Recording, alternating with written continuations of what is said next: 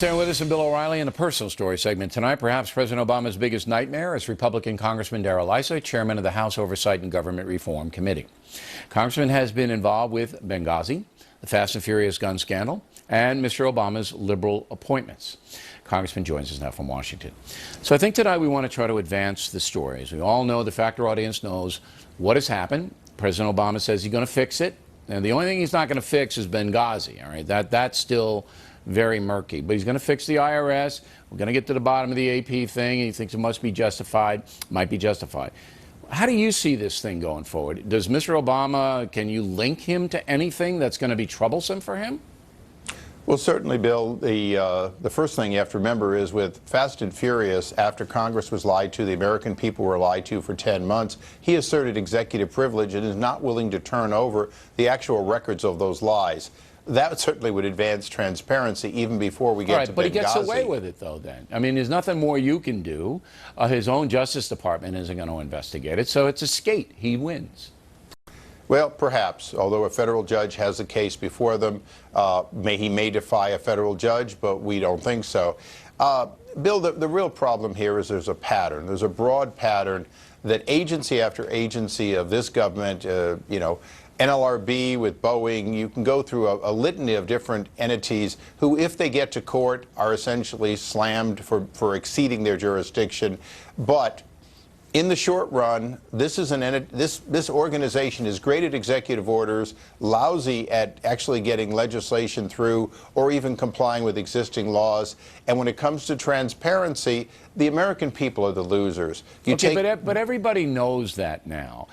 In fact, even the left knows it, because what they're writing is, well, the president's a big ideas guy. He's not involved with the micro. He doesn't really manage that way. So, yeah, the IRS is out of control in Cincinnati. He wouldn't know anything about that.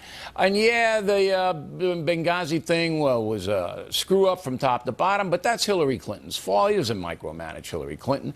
This is what even the left is now saying, that he's a big ideas guy. He's not a micromanager. One person called him a bystander.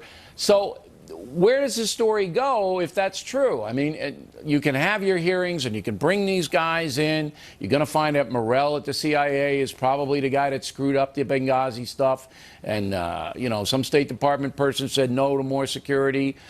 You'll find that. In the IRS thing, it's going to be, here are the IRS pinheads, and they let these guys run wild. But why would Obama know anything about a Cincinnati op?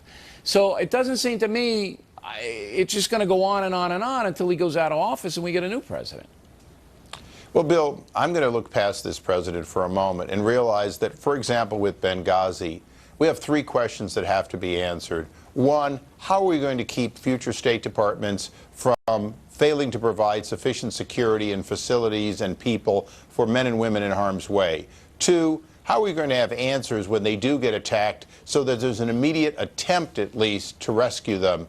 Three, when there's a report, a credible report from both the ambassador before he was killed and the number two immediately that this is a terrorist attack, how do we see that the best information gets to the American people, or at least isn't changed? I don't know if you can legislate that, Congressman. I don't know. It all comes down to whether you have good people in positions of responsibility. And that's my next question. Do you think that President Obama and his guys and gals appoint bad people? Is that the problem? Incompetent people? Well, I mean, here's an example. Tom Perez, who's up to be Secretary of Labor, he made false statements to Congress, violated the Federal Records Act, went ahead and told us he had no private emails. Then we found out he had one, then two, then 34, now 35, and the Justice Department won't turn those documents over. So it's, quite frankly, Eric Holder and other people who the president knows are basically covering for him, denying, delaying. But why would they want Perez to be Labor Secretary, in your opinion, if he's got all of these lies, as you say, on his sheet? Why would they want him in there?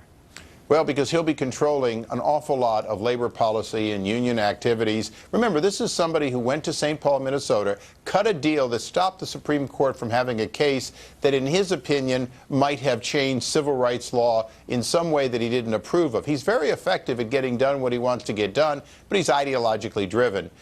Bill, My committee is called the Government Oversight and Reform Committee. There are areas, and I'll give you the one that's most on taxpayers' minds today. The IRS is essentially not a political organization. It has only roughly 3 political appointees, and they're not at low levels where this is being done.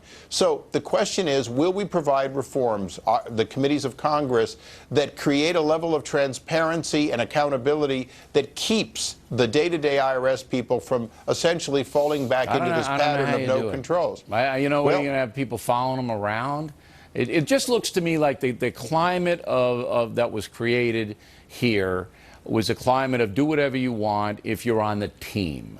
I'm oversimplifying, but if you're on the ideological liberal team, you can do whatever you want. I'll give you the last word.